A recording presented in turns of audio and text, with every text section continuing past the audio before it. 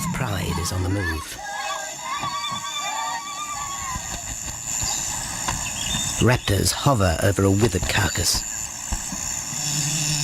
But there is scent of fresher meat in the wind.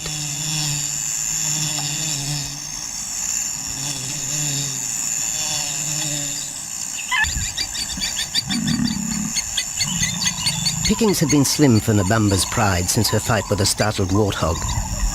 The lioness is limping from the encounter. And even the pride's big male, Jabu, wonders when his next meal will come.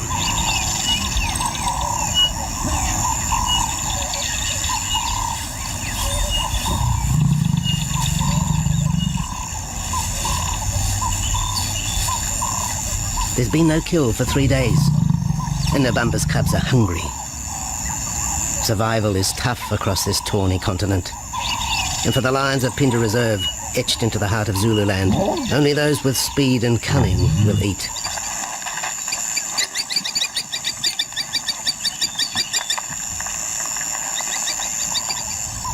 For this pride anyway, it's been a long time between meals.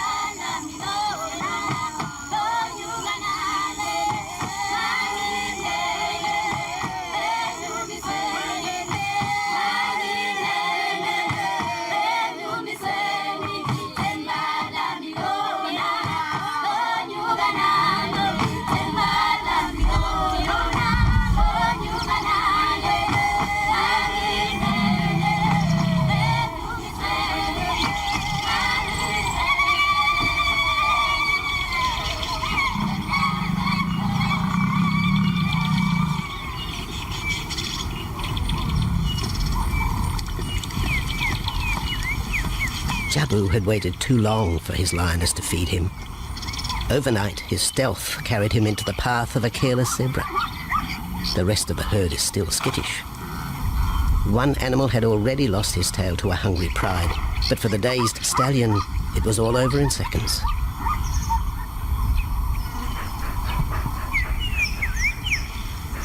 The big male watches his kill from a distance, exhausted by the chase, exhilarated by the sport.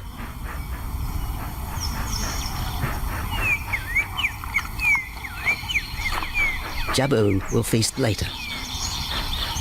Tired from the hunt, he needs to rest.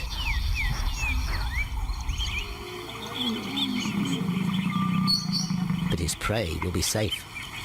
Few scavengers will risk the sudden return of the Lion King.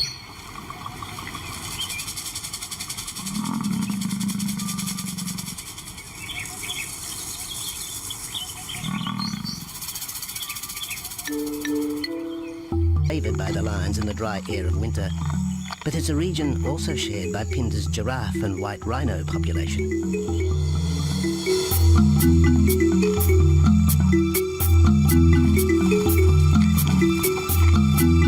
Through modern times, most of southern Africa's wildlife has been ravaged by hunting and habitat loss. Farmland, overgrazed and buffeted by domestic stock, has ripped the heart out of the original bush. The open, broad-leaved woodland, acacia bushveld, and wetland habitat had all but disappeared, taking with it the wildlife.